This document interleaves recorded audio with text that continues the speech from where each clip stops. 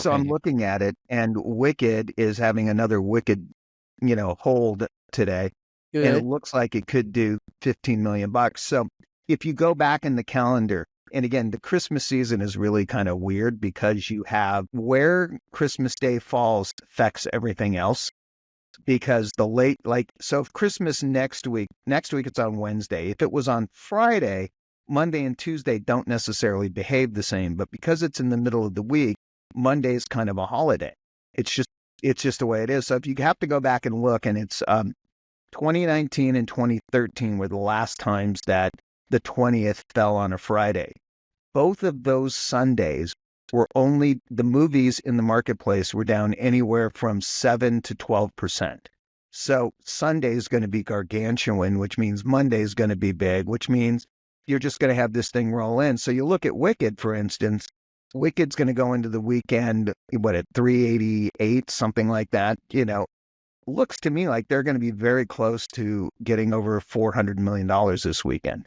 Well, And that's going great. to, they're going to get to 500, because when they get to, once you start next week, every day is a Saturday. And once you get past Christmas, forget it. It's unbelievable what that movie's going to do. Mike came to play, baby. I love it. I'm in hot. Not even an intro. We don't need an intro. We got Mike Polydorus breaking it down. And by the end of the weekend, if between Sonic, Mufasa, Wicked, Moana, that sounds like a song. But anyway, we will probably be at 8.3 billion year to date. Right. At that point. Right. With a week to go. Right. Yeah. Yeah, with a week to go in the year. So Gower Street went out saying 8.8 billion is the number. So I want to correct myself on Wicked a little bit. So they're at like 370 right now. If they do 15 for the weekend, you're kind of looking at, what is that? We're recording on Friday, so we don't know what all the numbers will be, even though this is going to drop right before Christmas. So you're looking at about 385, where they're going to be. By the time they get to Christmas Day, though, they should be over 400. Well, and as we all know, the playability, it's all about the long-term movies that open in December, late November. It's not about the opening weekend. Look at Avatar. Look at, you could go back in history and look at all these movies. Maybe those Star Wars movies that open in December kind of buck that trend. But Greatest Showman, Jumanji, films like that, they just play and play. So that's good. Right. Even the Avatar 2 would have a very, very long and successful run in its year, and that was only a couple of years ago. So that's sure. right. I wanted to bring up something with both of you, very important, about the animated film box office for 24, dominating the genres, really. And for the genre itself, for animated films, and our ComScore data show prior to Sonic and Mufasa, accounting for about 2.1 billion in domestic box office, representing 25.5% of the year-to-date revenues. That's huge. I have a chart, maybe we can put in the video edition of Ticket to Ride, that shows that generally you're looking at a, just sub 20% range, and going back into the, 2012, 13, 14, you're looking at maybe in the mid to high teens as the percentage of box office represented by animation. And PG is just the magic overall. I mean, Wicked's PG, not animated. But anyway, going back to that, the animated films, Despicable Me 4, Wild Robot, Moana 2, Inside Out 2, the list goes on for 24. Family audiences really were great for movie theaters. That's a really interesting one. So, Paul, do you have that list in front of you? Yeah, I'm gonna pull it up here. I'll go. I know. While you're talking, I was going to say Inside Out 2, obviously leading the way. Looks like it'll be the top movie of the year. And by the way, I don't think anyone had that movie as the top movie of the year in their bingo card to start the season. But it was, where are they at on that? 654 or did they 652? So what comes in after that? So I'm gonna pull that up right now, and then I'll tell you the percentages by year, not every year, but so if you look at the top 10 films for the period of January 1 through December, I'll put in 18. We're looking at Inside Out 2 is number one with 652.98 million, according to our ComScore data.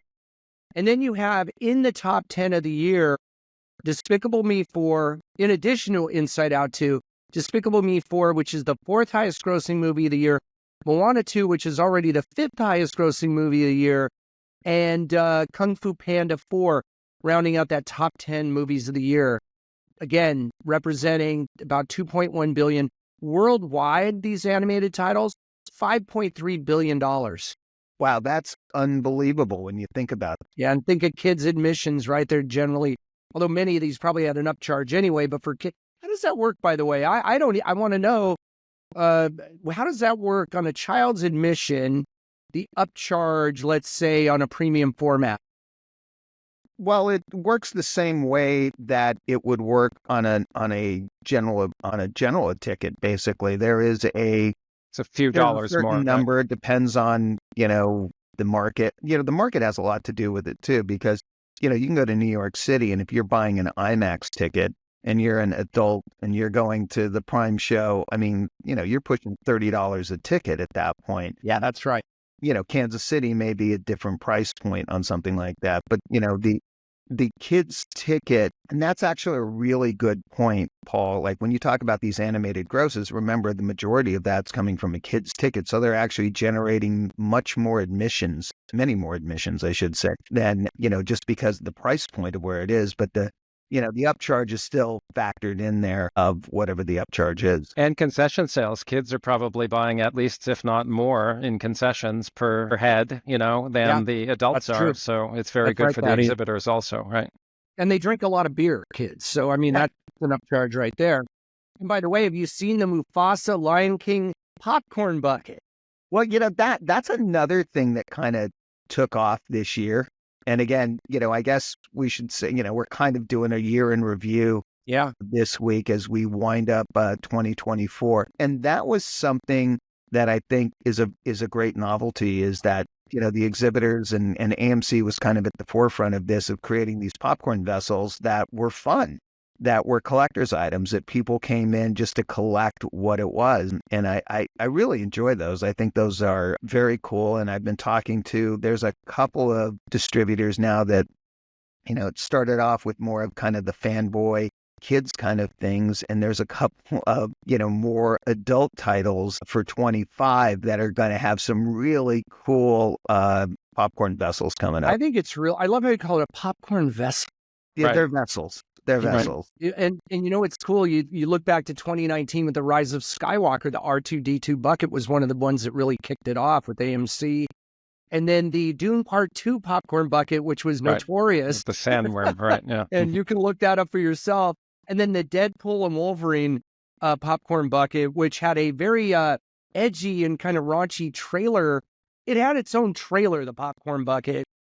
And these are not inexpensive, but they sell out. It's a keepsake. You're not going to do that at home. Again, this is something that further differentiates the movie theater experience. I think it's much as the architecture, you become a part of the movie, you're in the movie theater, which I love, then to have something to bring home. And I think now I'm going to drop this on both of you, that the Superman movie for July 11, I think they better start on that popcorn bucket featuring Crypto the Superdog. I'm putting that out there right now. Paul, what'd you think of that trailer? I love the trailer. I'm with you on that. Thaddeus, I thought it was great, and it's obviously got a zillion online views right away. So it was an extremely popular trailer when it hit as well. For me, I thought of all the incarnations they've tried to reboot this franchise, this had the most callback to the old Christopher Reeve, and I loved what they did with the theme. But I also felt, James Gunn did an amazing job of capturing the spirit of, Superman and Superman 2 of, back when I was a child. Yeah. But I think all of a sudden that movie climbed quite a bit on my radar for summer of next year. Well, the trailer was so good. And it's funny though, I like to go and look for the hate, and there was hate on it. Like, the truth, like the fanboys or whatever you want to call them, they're like hating. I'm like, when Superdog, when he whistled for the dog, you guys know me. I start crying because I love dogs more than people, as we all know. And when Superdog came up, Crypto. Oh, yeah. Kind of funny, by the way, but with a K. I was just blown away. I'm like, I'm in. Like, you had me at hello. You had me at Crypto. Well, I thought, look, the trailer, like I said, harkened back to, a movie that is very, very revered, or a series of movies, I should say, that is very revered, and that James Gunn knowing exactly what to tap into. The hate, I don't understand where it was coming from. It's centered, there were two things I noticed the hate centered around. One was that they went in and bastardized the Superman theme, which I didn't think that was it at all. If anything, I'm like, I love the fact that they didn't completely use the same John Williams theme, but at the same time, they paid an homage to it and kind of updating it. I thought that was great. And then the other hate was that they introduced all these characters from the DC universe into it. And people, they're like, you don't do that in an origin story. And I'm like, well, first of all, there are no rules. You can do whatever you want.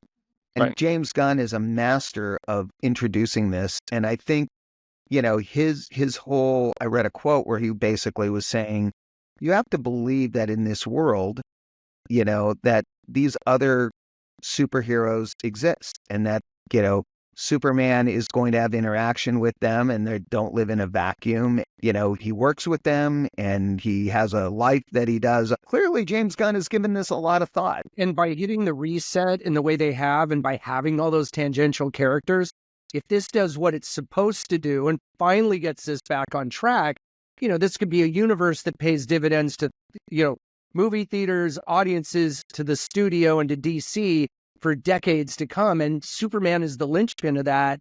So I'm super excited. This has now gone from being a movie I wasn't even that aware of to like the number one movie I got to see next summer.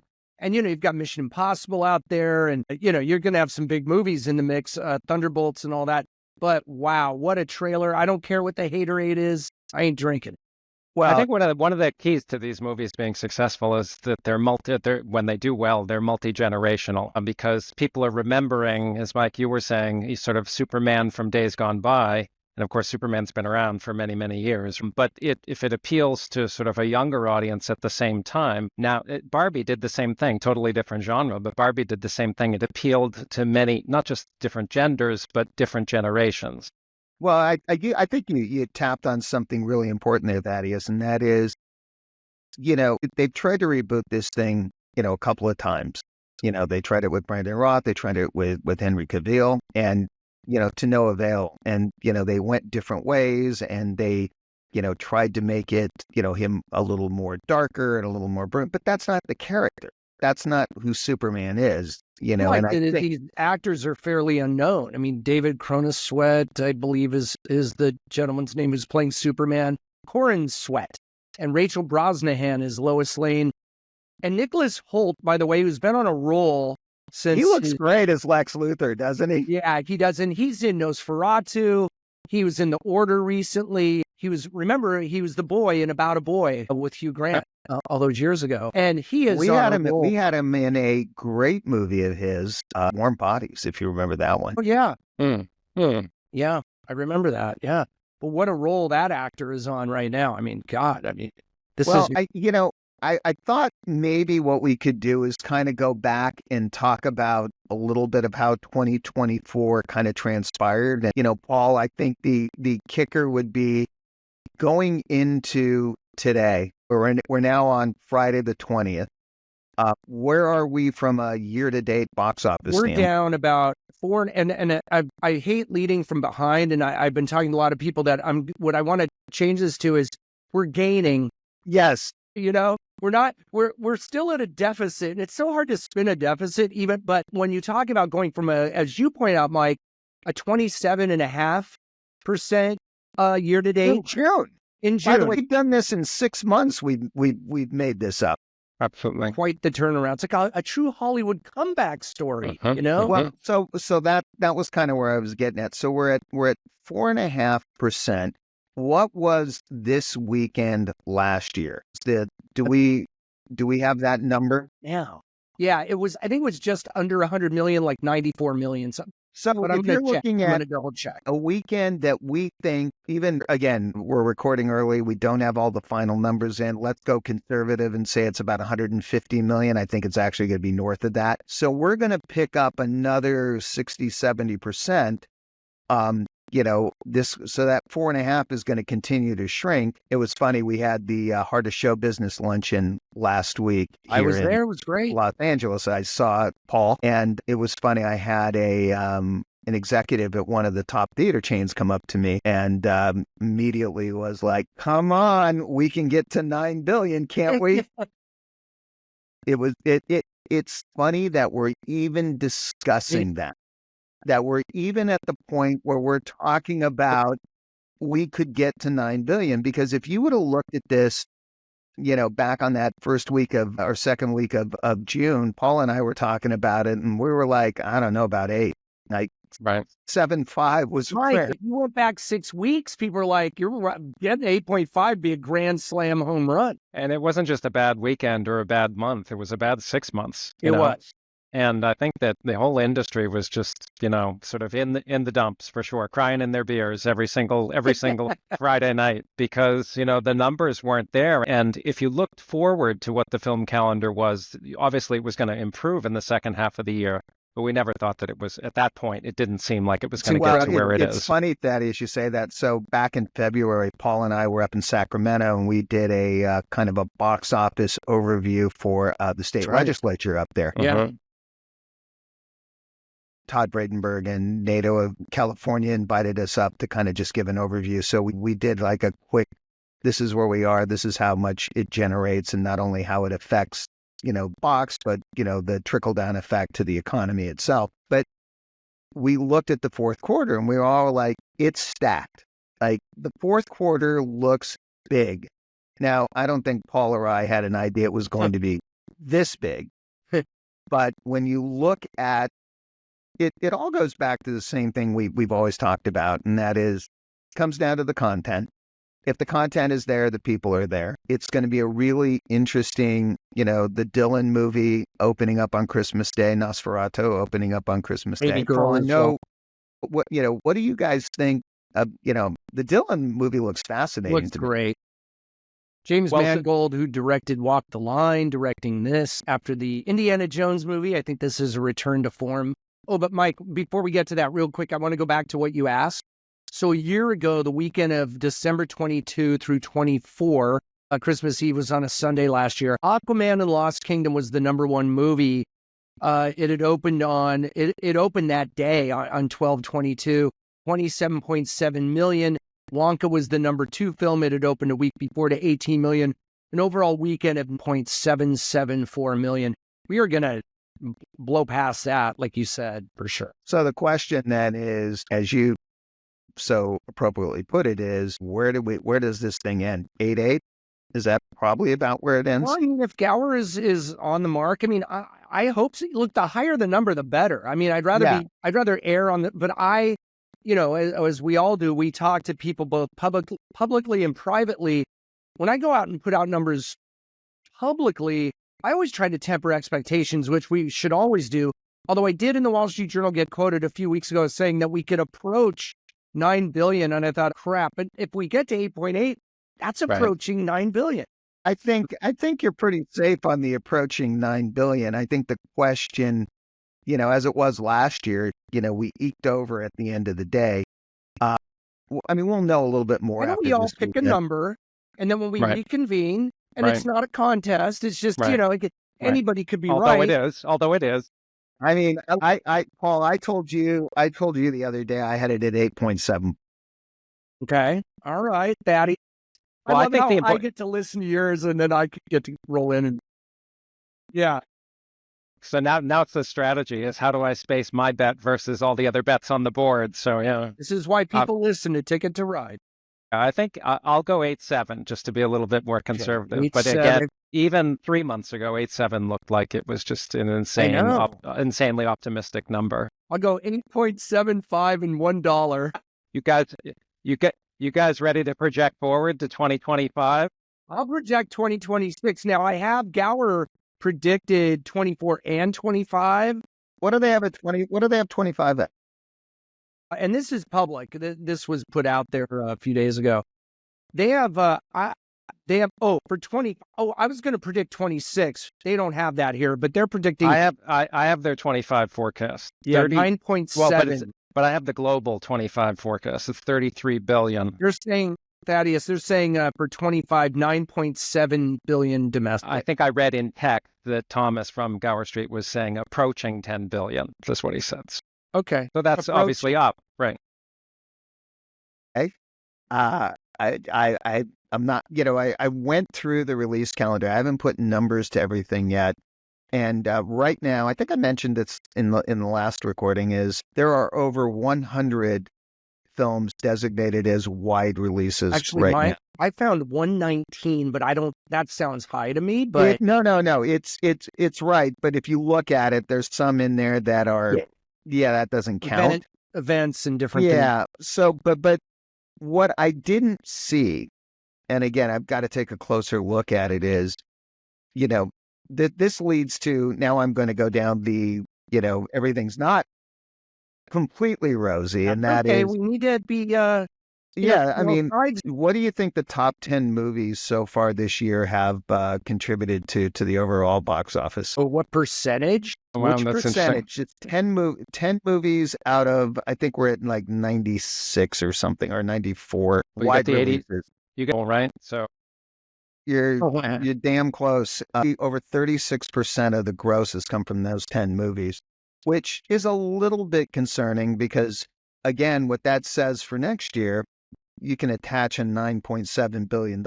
But, this year we had two movies that did over 600 million. We're going to have another movie that's approaching 500. Where are those movies on the calendar next year? And again, we wouldn't have picked any of these. I don't think any of these three movies would have been picked to be, I take that back. I think I came out of CinemaCon and I felt Wicked was probably going to be the top grossing movie of the year. I don't think I saw Inside Out at 652, and I don't think I saw Deadpool at 636. I didn't see that. So the question is, where's that movie we don't see next year that's going to Superman? Right. And maybe that's it. Maybe it wasn't really on my radar till the trailer. And again, that is just my caution. Speaking of the, when you say 9.7 billion pre-pandemic, it's like, oh yeah, of course. Yeah. But, now I'm a little more cautious about that. You should be. I think that's smart, Mike. And by the way, apropos to what you said, Mike, the top two films accounting for 16% of the year-to-date box office. I mean, that's a tremendous amount of box. And then, we as an industry just need to be, I think we need to promote movie going in a big way. And it's been announced, NATO's got a couple of great initiatives that they're working on for next year. The whole At the Movies program that the Cinema Foundation is putting together sounds fantastic. And, I hope that does a lot to spur movie going and to remind people, because when you talk to people who haven't been in a while, they always say the same thing. I forgot how great it is going to the movies. Well, I think this is maybe a controversial thing to say, maybe not in this audience anyways, but I think streaming has cheapened movies. I think that the feeling that you get when you watch a movie, even if it's premiering on streaming or the first time you're seeing it, is not the same feeling you get when you're in an IMAX auditorium. I mean, it's clearly a different experience, right? It is. Did you guys read Nicole Sperling's article this week that was in the New York Times?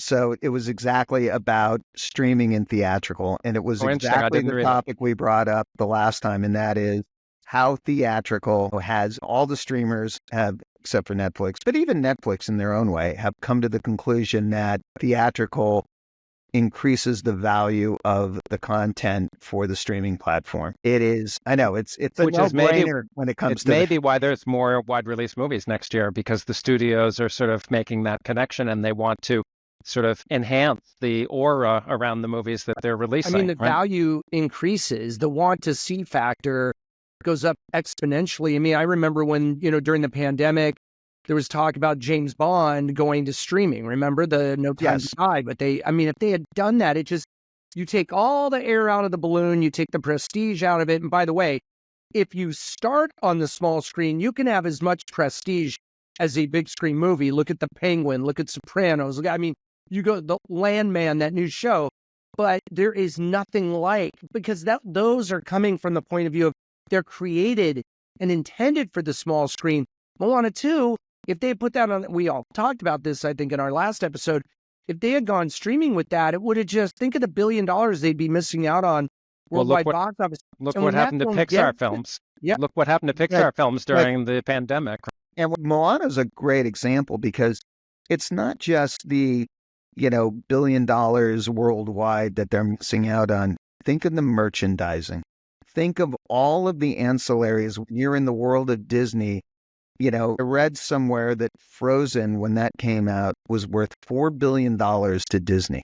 When the original Frozen hit, that contributed $4 billion to the bottom line through all the different, the $10 Olaf balloon that you could buy at Disneyland. You make a great point. That halo effect that the theatrical has on all the merchandise, everything becomes more valuable, more sought after. Look, I say it all the time. Small screen and big screen are not adversarial. They're complementary and additive. A lot of kids and families watching the first Moana on Disney Plus. That movie came out, I think, in 2016. That created that we got to go see it in the movie theater.